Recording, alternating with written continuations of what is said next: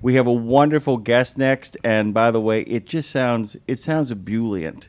This organization. It's a good word. It's a great word. The ebullience. And by the way, John Fry's phone just went off in the background. My gosh. John Fry is here. So Can't would you take care him to do anywhere. the intro, Lindsay? I would love to. Thank you. So up next, we're joined by Jimmy has given a lot of the bona fides leading up, but this man sounds fantastical because he is. So it's a man whose story, it does actually read like a movie plot, quite frankly.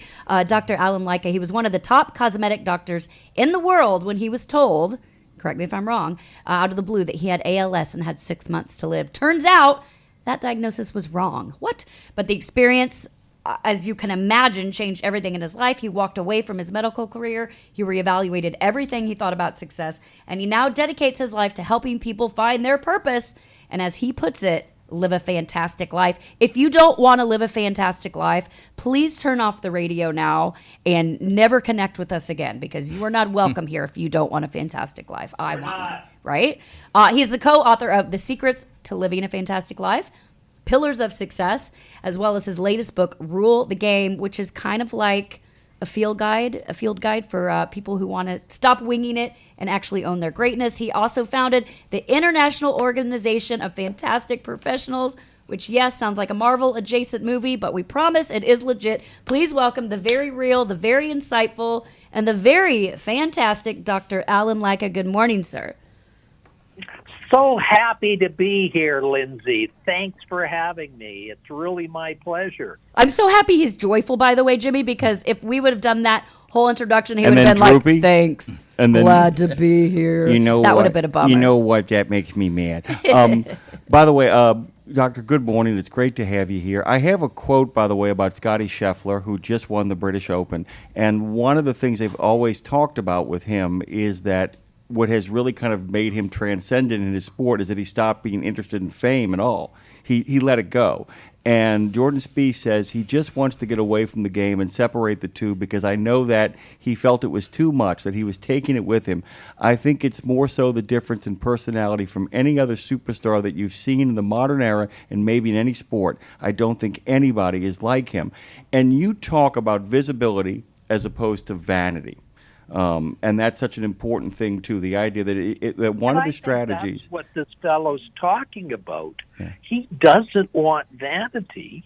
He welcomes the visibility of winning the British Open. Exactly. But he's not doing it for vanity itself.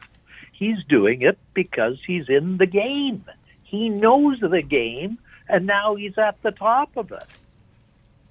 Yeah, and that's exactly it. Can we kind of talk about the idea of the difference between visibility and vanity? Because visibility is important. If you want to get better, you know, if you want to actually be at the top of your game, the other people who are at the top of their game need to see you, because they need to be inspired by you, and you need to be inspired by them.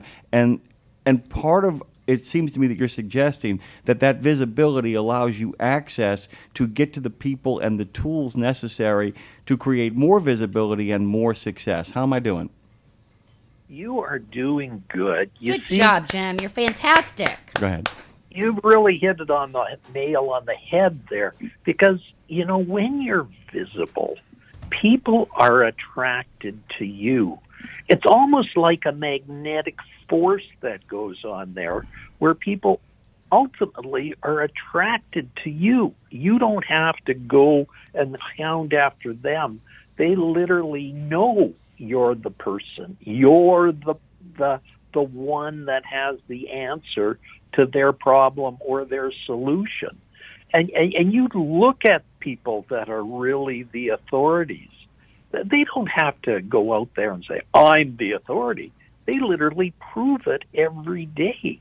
They do it how they walk. They do it how they talk. They do it how they literally show themselves in the world. Well, and on that note, Doctor, like the power of positivity, and some of us will hear that and roll our eyes, of course. And I'm curious to you, being known as the Doctor of Positivity, which will make some people smile, some roll their eyes, some do both, however you want to look at it. But it's so basic, but it reigns true. As you know, you're living proof of it. So let's be honest, positivity has become such a buzzy word. But what does real positivity look like to you in the face of actual life chaos or crisis? How do we balance that? Let's try and bring it back to my Please. story. Okay, In great. 2003, I was told, Dr. Lycka, get your affairs in order. You have 6 months to live. You have ALS, Lou Gehrig's disease. Now, fortunately, it was wrong. But what that makes you do is every morning you get up, you see sunshine, you put your feet on the ground, and you literally say, I have another day to make a difference. I have another day to make it real. I have another day to make others have a fantastic life. So do you see the difference there of just surviving versus one that you're really commanding the game, that you're really looking at that?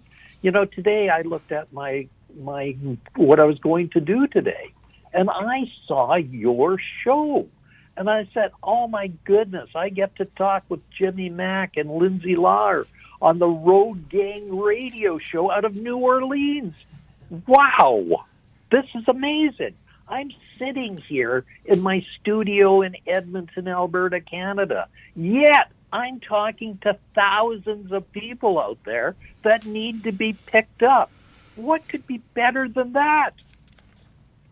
I'm going to let that land for a second because I feel pretty good about the way I Also, exist right now. technology is amazing. One of the things that's so important, by the way, and I'm going to shift gears again here, is the fact that you talk about the idea of whose shoulders you stand on, and I've always said we stand on the shoulders of giants, and we always need to call upon those who inspire us, and we always need to kind of mimic and remember who they were and kind of walk in their shoes. Can we talk a little bit about the vibrational qualities of knowing and sensing when there is a vibration around a character from history, a character from our lives, somebody that inspires us, somebody who's in the real world right now, and how we're able to pinpoint, and we go back to vanity and visibility, how we can kind of distinguish between that person's getting clicks and likes and that person's up to something. And once we figure that out, Doctor, how do we actually point ourselves in that direction? How do we distinguish between, I guess, the signal and the noise? Well, you are the product of the 10 people that you surround yourself with. So, I mean, if you go to the beer parlor every night, and maybe that's your thing, no problem. But is that where you want to be in 5 years? Is that where you want to be in 10 years? Where do you want to be in 5 years and 10 years? And I think that's how you look for that vibration. I think by having a clear map of where you want to be and what you want to do is really important. So, my society looks for the top leaders. And so we put them all in one group. And in that group, you truly can step on the shoulders of giants and get to the next leader. Because every month we meet together as a group, and each member of that group helps each person get to the next level, helps each person get to the top of that mountain, get there easier without the hardship of having to take 20 years to develop that group of people. So, there are shortcuts to getting there. The question is, do you want it? Do you really want to get there quickly? Or do you want to do it the hard way, the school of hard knocks that gives you the test before you get the lesson? Guys, Dr. Dr. Allen, Allen, Lycka, Lycka.com is where you want to go. His latest work, Rule the Game, is a blueprint for professionals ready to dominate their industries, leave a legacy, and rule their game. So let's talk about rule the game. Okay, let's talk about the core that is the book. So can you kind of lay out the idea of what it means to rule the game, what it means to be Scotty Scheffler, what it means to be Michael Jordan, what it means to be Warren Buffett, what it means, and let's go a little bit smaller than that, because everybody isn't going to make it to that country. But there are some really successful, wonderful places where people can rule their own games and at the same time make a lot of room in their sandbox. We've been talking about this all morning. Make a lot of room in their sandbox for other successful people. Talk to us a little bit about the book. Sure. My subtitle of my book is How authority marketing leads the pack. And the first step you got to take is, yes, I want to be the authority in my niche. So you define your niche. You define what it is. And then you decide that is what I want to own. Now, the unseen force of this is drive. You know, when I wanted to get into med school, when I wanted to get into dermatology, I would have crawled over broken glass on my bleeding knees to get there. When I wanted to become a public speaker, the same thing happened. So that drive made me want to do everything in my power to get there. And so what I decided was to clearly define what I wanted to do and position myself in that thing. And that's what a person really needs to do, is first decide their raison d'etre. First decide their purpose. Now, purpose is not an easy thing to decide, but purpose is where you start this whole thing, because purpose is what it's all about. Purpose. Know your purpose in life and then strive after it. Now, how do you decide your purpose? Well, the simplest way to decide your purpose is something I wrote in my book, Secrets to Living a Fantastic Life. And there's a Japanese term called ikigai. And it's 4 overlapping circles. The first one is to decide what you love. Pretty easy. You could write that down on a piece of paper. Limit it to 10 or 20 things. Then write the things that you're good at.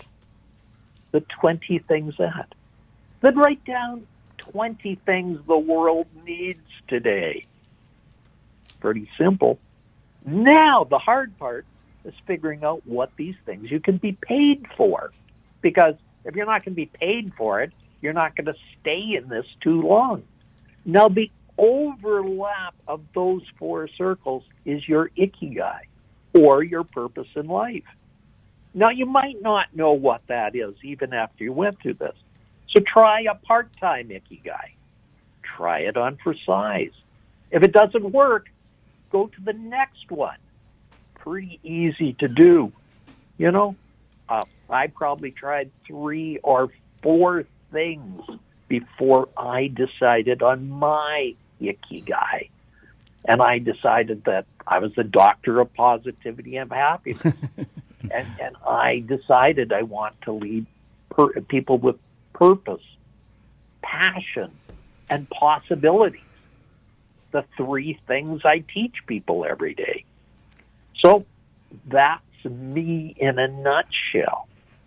I tried on a lot of ikigais before I found my husband, I will say. A lot of. You've been dying to do that all I morning know, it's long. been so hard not Been to. dying to do that all morning. Doctor, I want to talk too, because, you know, you work with professionals who are at the top of their fields. So you know that burnout doesn't just happen to people who are struggling. What's something that you wish high achievers would recognize sooner before they hit a wall? And then that be said, whether it's high achievers or people that have found their ikigai, that are, you know, heading toward their where their passion meets purpose, I like to say, in the world. But what's something you wish high achievers would understand before they hit that wall? Well, I always tell people that for every person that's a high achiever, there are storms in their life. Everybody has those storms. And those storms will either shake you or they'll help to define you based on where you're at. And really, there are 3 storms in everybody's life. There's fear. Everybody has fear in their life that pushes them. There's fatigue, the burnout you talk to. And there's failure, okay? But fear, you shouldn't fear fear. It's something we should use as something to drive us. It's feedback. Fatigue is a clue to reset.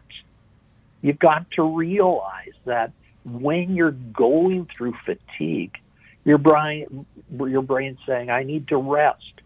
I need to reset. I need to recalibrate. And then there's failure. Everybody has failure. But it's a stepping stone, not a tombstone. Thomas Edison attempted to make a light bulb 10,000 times, but he didn't fail once.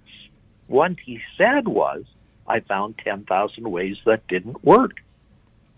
It's the by the way, doctor, that's the famous story also of the Zen painter, where the Japanese warlord asked him to paint the perfect orchid, and he says, "Give me a month, and I will." He said, "Give me a month, and I will hit the home run for you." And so the warlord makes his journey out there in a month, and then the artist sits down and in about an hour draws the perfect orchid. It's gorgeous, and he says, "This is amazing, but why did you ask for a month?" And then he opens the drawer up and he takes out 29 other pictures, every one a day, until each one better than the rest. And then finally we get to that point, and people don't realize what takes often just an instant ends up being a game changer. That it actually was the accumulation of a lot of small, tiny events done with discipline, done with strategy, and then we get ourselves to the point where we break through, but it only happens because of that determination and perseverance. Is that kind of what you're getting at there? Yes. In fact, this is what I just spoke at the University of Alberta on a speech called Unshakable Leadership. And, I went through those steps, the 3F steps, the fear, the failure, the fatigue. I went through the how to become that way. And what is an unshakable leader? Well, he's like the lighthouse in the storm. Despite the waves lapping and destroying everything, that lighthouse is shining a steady beam out there for everybody to follow. I swear that sometimes you say stuff and it lands, and we just kind of sit here, look at each other, and be like, maybe we should probably keep talking, by the way, with our good friend Dr. Lycka, who joins us this morning. Go ahead, Lindsay. Well, this is all great. This is totally up our alley. And we used to do a segment called, when we were on the air on weekends, Doctor, called Self-Help Sunday. And it's funny, say that sort of again with the eye roll, and it was met with a little bit of adversity in the beginning. And I would talk about power of positive thinking and vision boards, and so much of our audience are over the road truck drivers, Doctor, and I got messages from truck drivers like, I'll never do a vision board. And sure enough, a few months later, I'm getting pictures of guys with their vision boards in their cabs of their trucks. And it's just like the little things. I even had a couple wives message me. They're like, I kind of see a difference in my husband at home. And it's just like the little things that help you rule your own game. And so this book, being all about ruling the game, which I love, how do you make sure, and you've said this, that the game you're trying to win is actually your game, not the one the world told you to play? Now, this is a little bit different. I know you talked about when you find your passion and you do your ikigai when they four come together. But is there any point where sometimes, because we have to balance that with, we have to pay bills and we have to do all these things, which is why we have that fourth circle of how do I make money. But there's a lot of people who live their life where it's like the first whole half of my life I was doing what the world told me to do. And so when we have that wake up call, then we get to do what we want to do in the second half. So I guess my question is, is your hope that people won't have to get smacked in the face with a terrible misdiagnosis or a life-threatening disease or a near-death experience or whatever it is in order to find that? Can we find that in a more easy way rather than having to get smacked in the face with one of those terrible wake-up calls? I think you have to pay attention. And the small steps are every day in the morning, be grateful for everything that's going to happen to you in the day. Remember, it's the small things that are important, not the big things every day. Small things add up to the big things. Realize that. And at the end of the day, spend 5 minutes or 10 minutes and say, these are the things I learned. Have some goals and ask yourself, did I get closer to the goal or did I get farther away from it? Now, I know every day is going to be different, and there's going to be those storms that are going to tempt you and push you out of the way. But, if you generally follow a map, a plan, you'll get there even though you take baby steps. You'll fall flat if you're taking baby steps and trying to walk. But that's okay, as long as you get up again. It's not whether you get knocked down 9 times, it's whether you get up 10. It's interesting, too, Doctor, because Miguel Howe, who is joining us this morning here as one of our honored guests, actually passed me a note about humility. I want to kind of toss this to him as well, too. Those little steps he just talked about, Miguel, that's exactly it, going through the little things that happen over the course of the day. It keeps you humble. Can you actually kind of unpack that for the doctor? Yeah, Dr. Lycka, thanks for a great conversation, right? As you're talking about, greatness is built through the little things and doing the little things right all the time. Jimmy will correct me if I'm wrong here, if I misattribute the quote, but I think it was Helen Keller said, I strive to do great deeds, but find that my duty is to do small deeds greatly. That's it. Right? And so, Dr. Lycka, is leadership is the art of influence, right? And you talked about leaders as lighthouses and those who are drawn to those characters. And you talked about visibility and vanity. As a leader, you need to have that visibility, but can you talk about the importance of humility in putting the needs of the organization, the mission, the cause first, and balancing humility with the visibility that leaders need to do great things? Well, my definition of a leader is somebody who embarks on a path without a map, but has the conviction to get people to follow him and saying, look, I don't know exactly where this path is going. It's going to have twists, it's going to have turns, but we're going to figure it out together. No, I don't have a map, but I have a compass. I have a compass deep down inside of me, which shows me the way. And my compass always has a true north as the guiding sign that's going to take me on the way. So I'm answering that question with some visions, with some from examples, because that is how you balance things. Knowing your goal, knowing your path, but having those people follow you and help them figure it out with you along the way. I want to kind of just touch on something real quick here, Miguel, too, is that there's a wonderful book that became very famous in the 50s called The Man in the Gray Flannel Suit. And there's a really telling moment when a guy actually tells another man who's getting ready to give a speech, he said, you need to stop talking to these people from a place of not knowing what you're talking about, and you need to start talking to them from a place of saying, look, you all are experts in your field, I'm an expert in mine, let's figure out a way to kind of connect that, too. It seems to me that one of the things you're really suggesting, and it goes back to Lindsay's point too, to figure out your game and to perfect that game, and people will actually see your example of perfecting your own game as a way to kind of follow what it is you're going to do next. It's a lot, even without a map, and I got to tell you, I get a little uncomfortable without a map. As my friend once said, I'll follow you into hell, Jimmy, as long as you promise me that you know the way out once we get down there. But there really is a compass thing really kind of makes that point, too, that if you can show proficiency in guiding people, they'll be more inclined to follow you. How am I doing?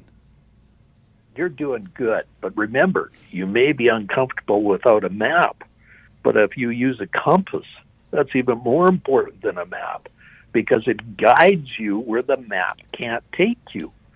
How many times have you used a GPS and it's taken you on a wild goose chase and took you someplace that you didn't want to go? We just were talking about it. As a matter of fact, we're just talking about bridge strikes. How many people actually, their trucks will hit a bridge, Dr. Lycka, because they use their GPS rather than their common sense and simply reading the signs. Absolutely. We're going to give you the last word.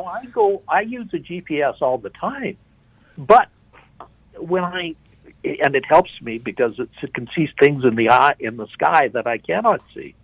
But heck, I usually know where I'm going, and I have a better map in my head than the GPS will take me. So that's where the compass comes in as a more important tool than the map itself.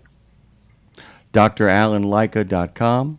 We're done. We are out, sir. You are welcome back anytime. Thank you so much for making the time for us today. I hope you have a fantastic day. I hope you have a fantastic week. I hope you have a fantastic life. And the name of the book is Rule the Game. Thank you, sir. Welcome back anytime. Thank you so much for having me. This has been indeed a thrill, and I want your listeners to remember that it's all about not what happens to you, it's what you do with what happens. Remember that every day. Thank you, Dr. Lycka.